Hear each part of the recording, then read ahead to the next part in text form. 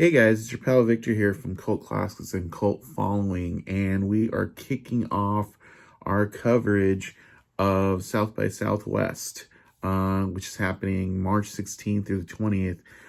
We'll be doing capsule reviews of a lot of the really interesting movies that kind of appeal to the demographic of people who check out Cult Following and sort of interests we follow here on the site and our video channels and podcasts. So the first movie we are checking out as far as South by Southwest coverage is this movie called Luchadoras, which is directed by Patrick Yassim and Paola Calvo. And what this movie is about, it's basically a documentary, sort of like if you've seen Lucha Mexico on Netflix, or some of the other recent documentaries like Nail in the Coffin, The Rise and Fall of Vampiro, sort of the Mexican Lucha Libre scene a little bit. But this follows three luchadoras, which are female wrestlers, specifically Mini Sirenita, who's like a dwarf wrestler, a shorter wrestler, which there are a lot of in Mexico, but it's not like a weird stigma like midget wrestling is in the United States. It's just part of, the wrestling culture there. Baby Star, who is part of like a big Lucha Libre family. Like her cousin is a famous luchadora named Estrella Rojo. And this other, and the one we follow mostly is Lady Candy, whose name is Vicky. And basically, a lot of the way the movie kicks off, it tells you a lot about the setting of this place, which is in Ciudad Juárez, which is in the state of Chihuahua in Mexico. And Ciudad Juárez is one of the most violent places on earth because of all the cartel wars that go down there, since Mexico is really, especially in that area, is a hotbed for transporting drugs into the United States. So there's a lot of cartels there who engage in violence just so they can get an edge and show other cartels that they sort of control that territory. And Lady Candy, in her day-to-day work, she works in a funeral home, so she sees this violence every day. She sees like bodies laying in the street, where she talks to passersby who are like, I always wondered growing up where the white sheets come from that cover dead bodies, because this body doesn't even have that. And it's like, it's always a neighbor or something, but there's always a sheet. And she's led a really tough life. Her husband took her kids to El Paso in Texas, which is across the border, and a lot of the film follows her trying to sort of find a way to either get a visa to visit them and try to get custody of them.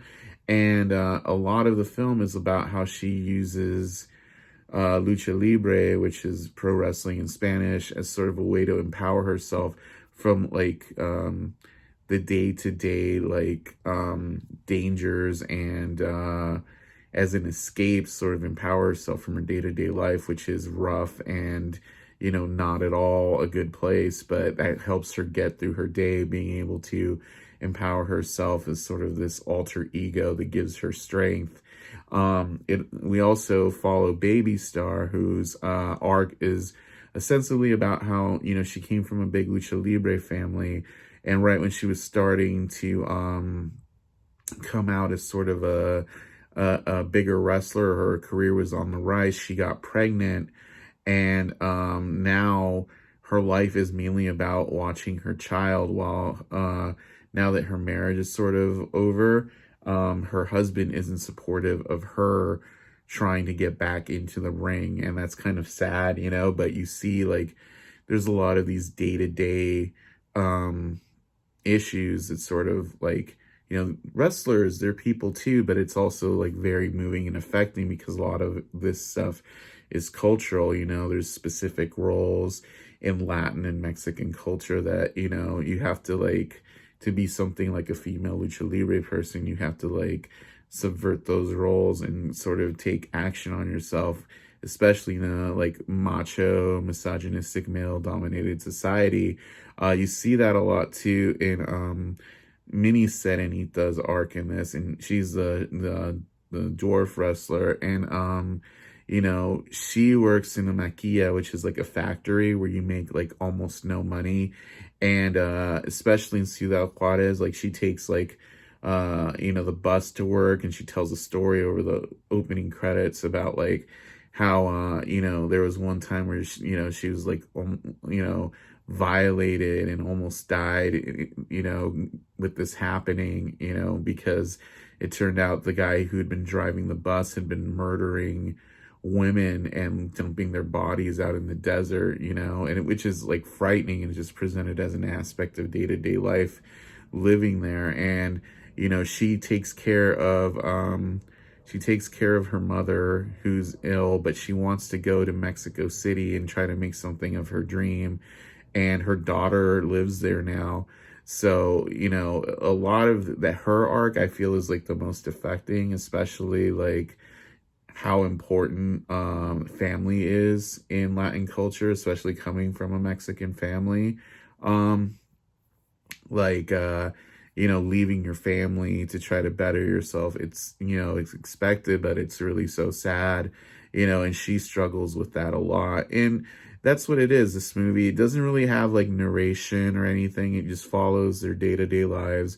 And we see that like wrestling isn't even so glamorous, you know, like, you know, at one point, one of the luchadoras, Lady Candy, her car engine breaks down, and then a promoter offers to help her with the battery if she'll do a match, putting her hair against another wrestler's mask, you know, and then it's just like, oh my God, you know, but that's the kind of sacrifices you have to make to sort of make it in that business, you know. And I'm not really spoiling it too much because there's a lot going on in this movie. And the thing that the takeaway I want you to get from this is, if you see this movie, is it's a movie you should really check out. It's playing on, like I said, right around the time this review should be going live, like March 17th at 10 a.m. And it's being, it comes from Tumult Film. Hopefully they find a distributor. You know, this feels like something that like Vice or Netflix might pick up. It's really done well, and hopefully it finds a distributor, because this is one of the best documentaries I've seen this year. And like I said, I feel like the Lucha Libre angle is something a lot of people will be drawn to, but just seeing the human story and, you know, the culture, you know, the culture angle with Lucha Libre, with Mexican culture, and seeing the role of women in this sort of male-dominated industry, and sort of subverting that and trying to use it as something to empower themselves in this very dangerous place in the world, is something really interesting and empowering overall. So highly recommend Luchadoras.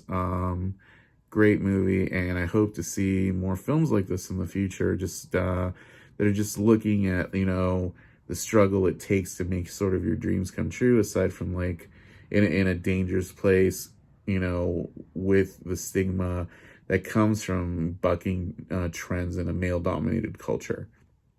If you enjoyed this review, please feel free to subscribe to our channel. We'll have a lot more South by Southwest reviews this week. And yeah, thank you for tuning in, and we will talk to you all soon. See ya.